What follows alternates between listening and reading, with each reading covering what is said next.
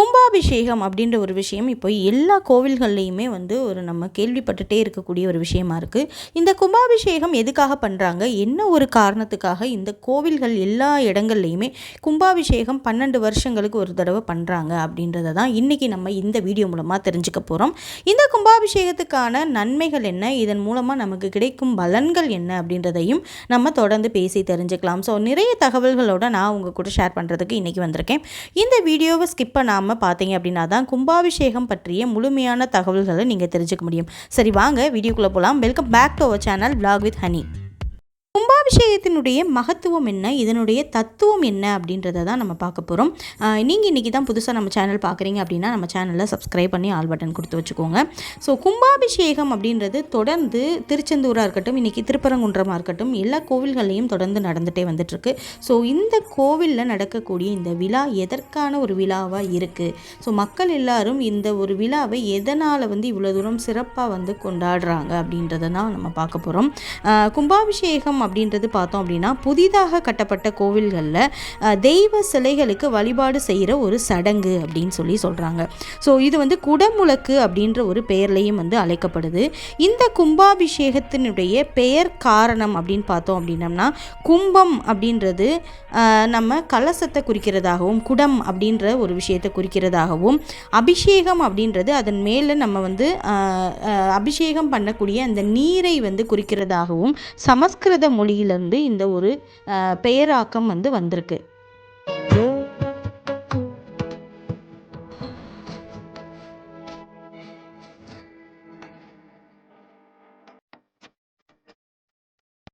கும்பாபிஷேகம் அப்படின்னா என்னன்னு பார்த்துட்டோம். இப்போ கும்பாபிஷேகம் 12 ஆண்டுகளுக்கு ஒரு முறை ஏன் பர்டிகுலராக நடத்துகிறாங்க அப்படின்றத தான் நம்ம பார்க்க போகிறோம்.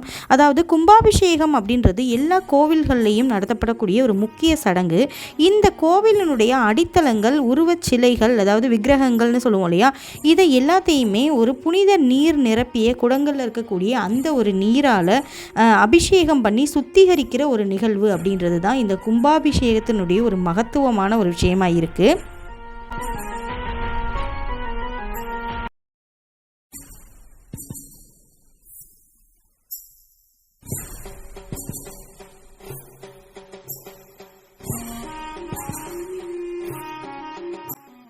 நிகழ்வின் மூலமாக தெய்வத்தினுடைய சக்தி மேம்படுது அப்படின்ற மாதிரியும், அதாவது வழிபாட்டின் போது பக்தர்களுக்கு உகந்த ஆன்மீக அனுபவத்தை இது வழங்குறதுக்கான ஒரு முக்கிய நோக்கமாகவும் இது கொண்டாடப்படுகிறது.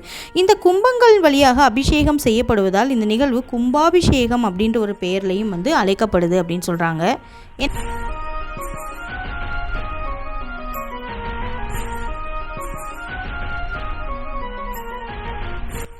நம்ம அந்த 12 வருஷம் அந்த ஒரு இடத்துக்கு வருவோம். அதாவது 12 வருடங்களுக்கு ஒரு முறை எதனால் பண்ணுறாங்க, இந்த கால பிரமாணம் ஏன் எடுக்கிறாங்க அப்படின்னு பார்த்தோன்னா, 12 வருடங்கள் அப்படின்றது ஒரு பூர்ண கால சுழற்சியாக கருதப்படுது.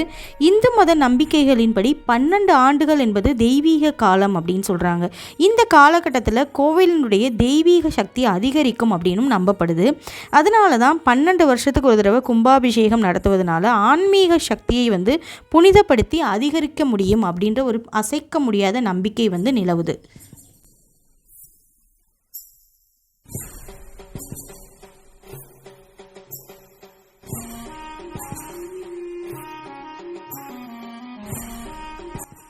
சாஸ்திரம் அப்படின்றது இந்து மரபின்படி கடைபிடிக்கப்பட்டு வரக்கூடிய ஒரு முக்கியமான ஒரு விஷயம்.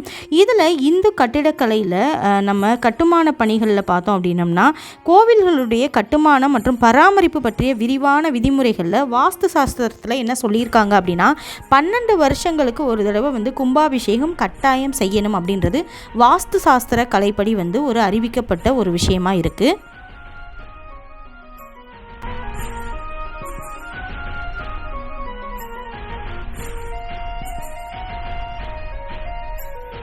கும்பாபிஷேகத்தினுடைய நன்மைகள் என்ன அப்படின்னு பார்த்தோம் அப்படின்னா, பொதுவாக பார்த்தோம்னா கோவில்களில் எல்லாமே பார்த்துருப்போம், நிறைய சிற்பங்கள் இருக்கும்.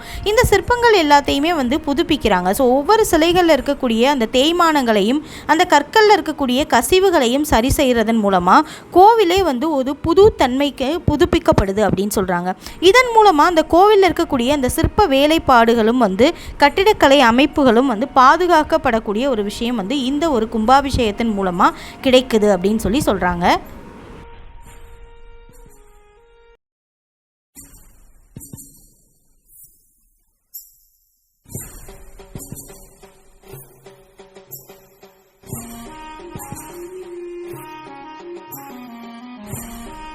அபிஷேகம் பண்ணுறதன் மூலமாக ஆன்மீக ரீதியாக என்ன கிடைக்கிது அப்படின்னு பார்த்தோம் அப்படின்னா, அதாவது ஆன்மீக வழிபாட்டினுடைய அந்த தத்துவம் வந்து மேம்படுது அப்படின்னும், பக்தர்களுக்கான ஆன்மீக முன்னேற்றத்திற்கு இது உதவுது அப்படின்னு சொல்கிறாங்க.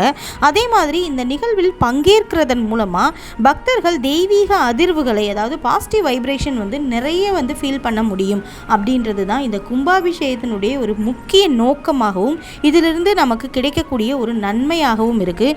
மன அமைதியும் ஆன்மீக வளர்ச்சியும் இதன் மூலமாக வந்து நம்ம பெற முடியும் அப்படின்னு சொல்லி ஒரு பெரிய தத்துவத்தை வந்து இந்த கும்பாபிஷேகத்திலேருந்து கிடைக்கக்கூடிய நன்மைகளாக நமக்கு வந்து சொல்லியிருக்காங்க.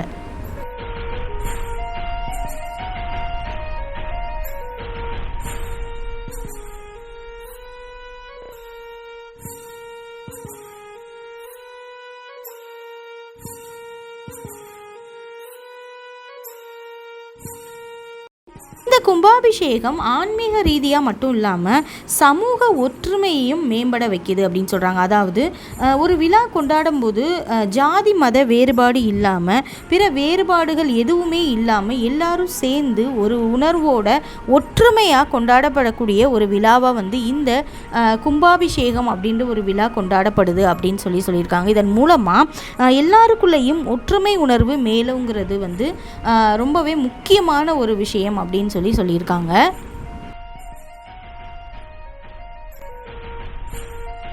அதே போல் கும்பாபிஷேகத்தின் மூலமாக கலாச்சாரம் மற்றும் மரபுகளை பாதுகாக்கிறதும் ஒரு முக்கிய பங்காக இருக்குது.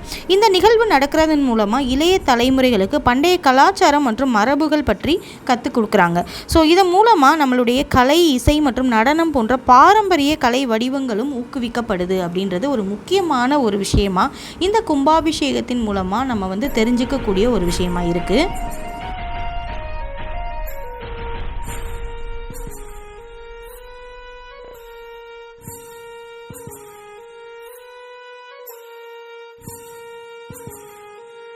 ஸோ இதிலேருந்து என்ன தெரிஞ்சுக்கிறோம் அப்படின்னு பார்த்தோம் அப்படின்னா, கும்பாபிஷேகம் அப்படின்றது ஒரு பாரம்பரிய மற்றும் புனிதமான ஒரு நிகழ்வாக இருக்குது. ஸோ இந்த மதத்தில் மிகவும் முக்கியமான ஒரு அங்கம் தான் இந்த கும்பாபிஷேகம்.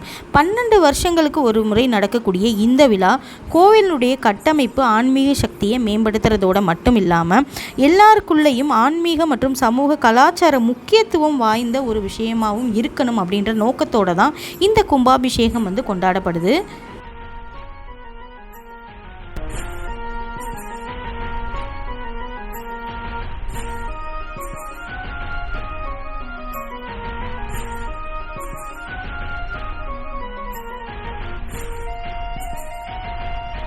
பொதுவாகவே ஒரு கோவில் தரிசனம் அப்படின்றது நிறைய நன்மைகளை கொடுக்குறதும், நிறைய நல்ல சக்திகளை வந்து நமக்குள்ளே வந்து உடல் ரீதியாகவும் மன ரீதியாகவும் கிடைக்கும் அப்படின்றது வந்து ஒரு மாறாத கருத்து.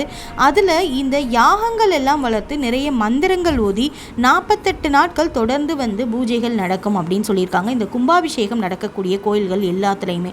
அப்படி இருக்கும்போது 48 நாட்கள் தொடர்ந்து இந்த மந்திரங்கள் ஓடி கோயிலினுடைய சக்தியவே புதுப்பிக்கிறாங்க அப்படின்னா நமக்கு எவ்வளோ ஒரு பாசிட்டிவ் வைப்ரேஷன் அங்கேருந்து கிடைக்கும் அப்படின்றது சொல்லவே முடியாத ஒரு விஷயமா இருக்குது. ஸோ கட்டாயம் எல்லாருமே லைஃப் டைமில் ஒரு தடவையாவது இந்த கும்பாபிஷேகம் நடந்த கோவில்களுக்கு சென்று கடவுளை வழிபட்டு அந்த நல்ல சக்திகளை நமக்கு வந்து எடுத்துகிட்டு வரணும் அப்படின்றது என்னுடைய பெரிய வேண்டுகோள். கும்பாபிஷேகம் நடந்த 48 நாட்களுக்குள்ளே அந்த கோவிலுக்கு போனோம் அப்படின்னா ரொம்பவே சிறப்பு அப்படின்றது முக்கியமான ஒரு தகவல்லாம் நான் உங்கள் கூட ஷேர் பண்ணுறேன். ஸோ இந்த வீடியோ உங்களுக்கு ரொம்ப பிடிச்சிருக்கும் அப்படின்னு நம்புகிறேன். இந்த வீடியோ மூலமாக நிறைய தகவல்களையும் நான் உங்கள் கூட ஷேர் பண்ணுறதில் ரொம்பவே மகிழ்ச்சி. இதே மாதிரியான இன்னொரு வீடியோவில் நான் உங்களை மீட் பண்ணுறேன். வீடியோ உங்களுக்கு பயனுள்ளதாக இருந்துச்சு அப்படின்னு நம்பினீங்கன்னா நம்ம சேனலில் சப்ஸ்கிரைப் பண்ணி ஆல் பட்டன் கொடுத்துருங்க. Bye friends.